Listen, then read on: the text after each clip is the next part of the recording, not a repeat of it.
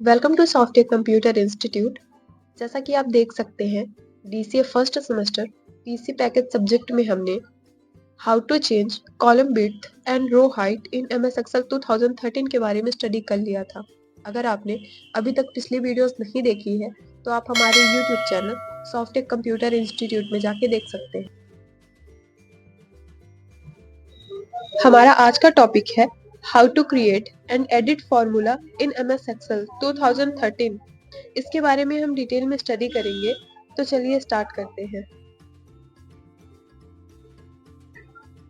Create and edit formula Excel में सबसे शक्तिशाली सुविधाओं में से एक फॉर्मूले का उपयोग करके संख्यात्मक जानकारी की गणना करने की क्षमता है। कैलकुलेटर की तरह एक्सेल जोड़ सकता है, घटा सकता है, गुणा कर सकता है और विभाजित कर सकता है।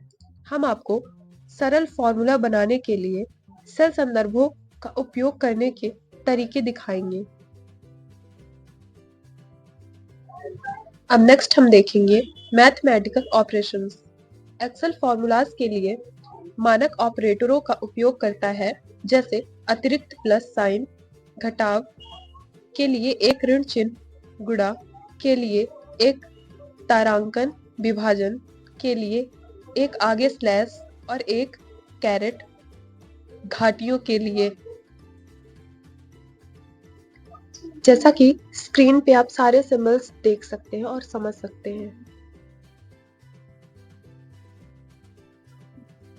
एक्सेल में सभी फॉर्मूलाज को इज इक्वल चिन्ह से शुरू होना चाहिए। ऐसा इसलिए है क्योंकि सेल में फॉर्मूला और उसके मान के बराबर है या उसके बराबर है।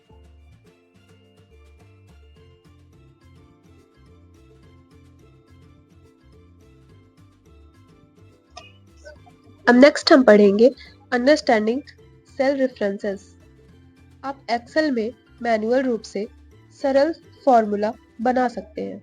एग्जाम्पल के लिए इज इक्वल टू 2 + 2 या इज इक्वल टू 5 × 5। अधिकांश समय आप फॉर्मूला बनाने के लिए सेल एड्रेसेस का उपयोग करेंगे। इसे सेल रेफरेंसेस बनाने के रूप में जाना जाता है। सेल रेफरेंसेस का उपयोग करना सुनिश्चित करेगा कि आपका फॉर्मूला हमेशा सटीक होता है, क्योंकि आप सूत्रों को फिर से लिखने के बिना रेफरेंस सेल के मान को बदल सकते हैं।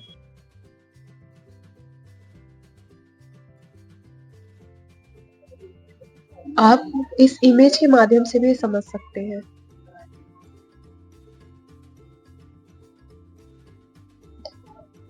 सेल रेफरेंस के साथ मैथमेटिकल ऑपरेशंस को संयोजित करके आप एक्सेल में विभिन्न प्रकार के सरल फॉर्मूला बना सकते हैं। फॉर्मूला में सेल संदर्भों और संख्याओं का संयोजन भी शामिल हो सकता है।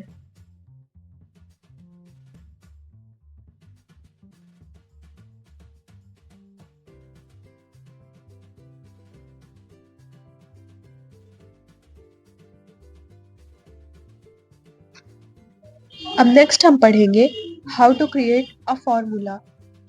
नीचे दिए गए हमारे उदाहरण में हम बजट की गणना करने के लिए एक सरल फॉर्मूला और सेल संदर्भों का उपयोग करेंगे। उस सेल का चयन करें जिसमें फॉर्मूला होगा। हमारे उदाहरण में हम सेल B3 का चयन करेंगे।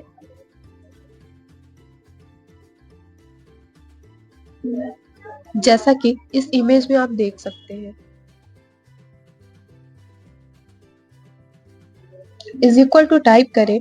ध्यान दें कि यह सेल और फॉर्मूला बार दोनों में दिखाई दे।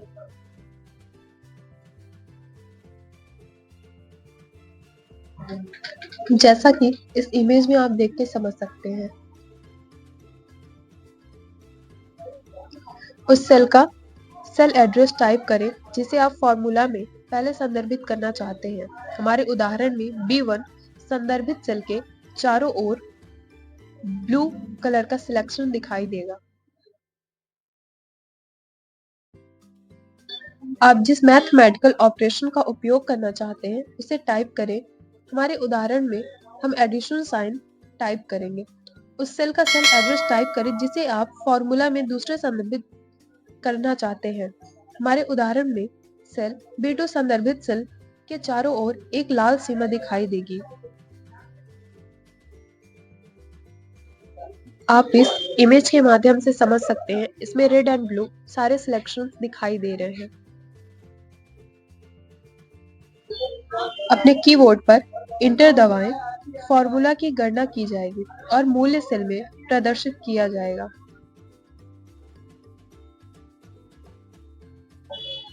यदि किसी फॉर्मूला का परिणाम किसी सेल में प्रदर्शित होने के लिए बहुत बड़ा है, तो यह मान के बजाय पाउंड संकेत के रूप में दिखाई दे सकता है।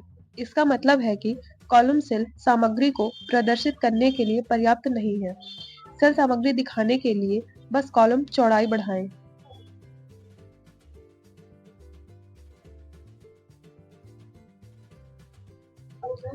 अब नेक्स्ट हम पढ़ेंगे how to edit a formula. कभी-कभी आप मौजूदा फॉर्मूला को संशोधित करना चाह सकते हैं। नीचे दिए गए उदाहरण में हमने अपने फॉर्मूला में एक गलत सेल पता दर्ज किया है, इसलिए हमें इसे सही करने की आवश्यकता होगी। उस फॉर्मूले का चयन करें जिसमें वह फॉर्मूला है जिसे आप एडिट करना चाहते हैं।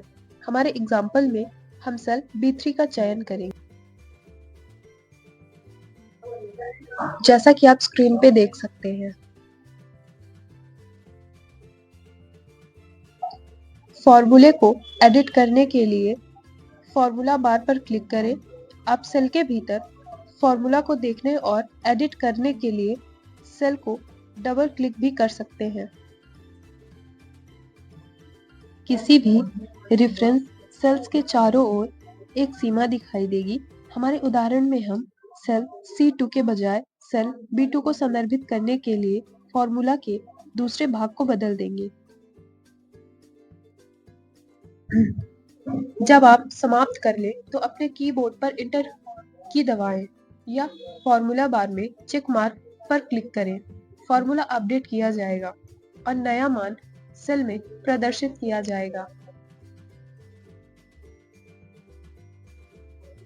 यदि आप अपना दिमाग बदलते हैं, तो आप अपने फॉर्मूले में गलती से बदलाव करने से बचने के लिए अपने कीबोर्ड पर एस्केप की दबा सकते हैं।